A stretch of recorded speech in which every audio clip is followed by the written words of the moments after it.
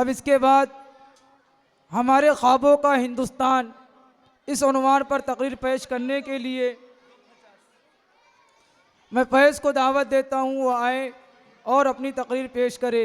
सारे जहाँ से अच्छा हिंदोसिता हमारा, हम बुलबुले हैं इसकी, ये गुलसिता हमारा। माइक पर मोहम्मद फैज़। अस्सलामु अलैकुम वरहमतुल्लाहि वबरकातुहू।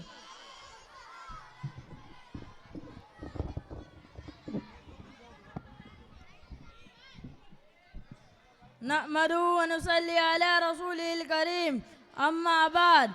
मेरा वतन जो मेरे जिस्म व जान से प्यारा है, कभी गुरूब ना होगा, ये वो सितारा है। रहे वतन में हमारी मोहब्बतों का मेयार, हमारे खून के कतरों से आश्कारा है। इसी की गोद में खेले हंसे भले भूले, किसी पराये का गोश कब गवारा है। जिन्हें है शौक के खेले वतन की इज़्ज़त से, उन्हीं का दावा है कि हिंदुस्तान हमारा है। बिरादराने मिल्लत इस्लामिया और मुहिब्बाने वतन, दुनिया की तरक्की पसीर मुमालिकों में से हमारा मुल्क हिंदुस्तान भी है। हमारा मुल्क वो मुल्क है जिसे कभी इंडिया के नाम से पुकारा गया, कभी भारत से मौसूम किया गया, तो कभी हिंदुस्तान का नाम दिया गया। हमारा मुल्क हिंदुस्तान अपनी आगोश में ऐसी ऐसी चीज़ों को लिए हुए है कि पूरी दुनिया इस पर फख्र करती है। इसी के सीने में शाहजहाँ की मस्जिद और ताजमहल की अजमत पोशीदा है। महात्मा बुद्ध और टीपू सुल्तान इसी के परवरदा है। अशफाकुल्ला खान इसी का लाल है। नूर जहाँ की पाक इफ़त इसी के सदके है। गंगा जमुना की रवानी इसी की गोद में है। हिमालय के सर पर इसी का ताज है। महात्मा गांधी इसी के जिगर का टुकड़ा है। ब्रिगेडियर उस्मान को शुजाअत इसी ने बख्शी है। वीर अब्दुल हमीद को बहादुरी इसी ने अता की। हुसैन अहमद मदनी को झूला इसी ने झुलाया है।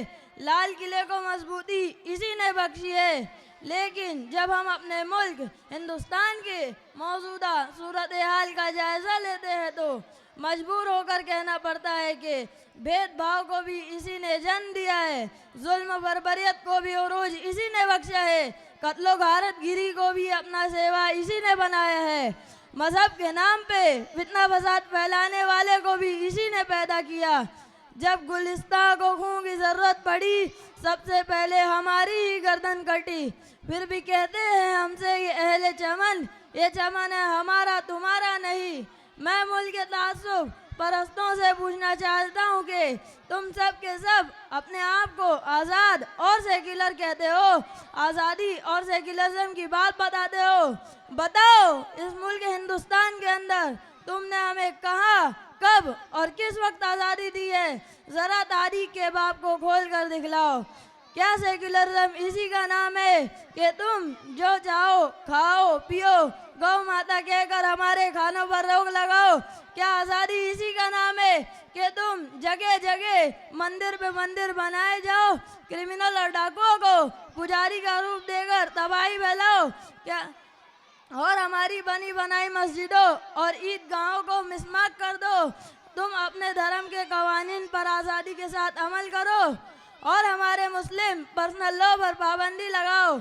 मेरे गैरतमंदों, क्या इसीलिए हमारे बुजुर्गों ने कुर्बानियाँ दी थी? क्या उनका ख्वाब आज़ादी से पहले यही था? क्या इसीलिए रेशमी रुमाल की तहरीक चली? क्या इसीलिए तहरीक बालाकोट वजूद में आई? क्या इसीलिए तहरीक खिलाफत चली? क्या इसीलिए हिंदुस्तान छोड़ो तहरीक चली? वक्त की तब्दीलियों का अगर नहीं समझा फरेब, तो यकीनन अहले गुलशन का कफन जल जाएगा। आज भी हम अपने दीन और धर्म की खातिर, अपनी आज़ादी की खातिर सर कटा सकते हैं, सूली पर चढ़ सकते हैं, जेलों की मशक्क़तों को झेल सकते हैं, लेकिन अपने दीन और धर्म, मजहब व मिल्लत पर आज नहीं आने देंगे।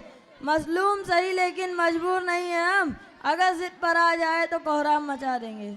अस्सलामु अलैकुम वरहमतुल्लाहि वबरकातुहू। माशाअल्लाह, बहुत खूब।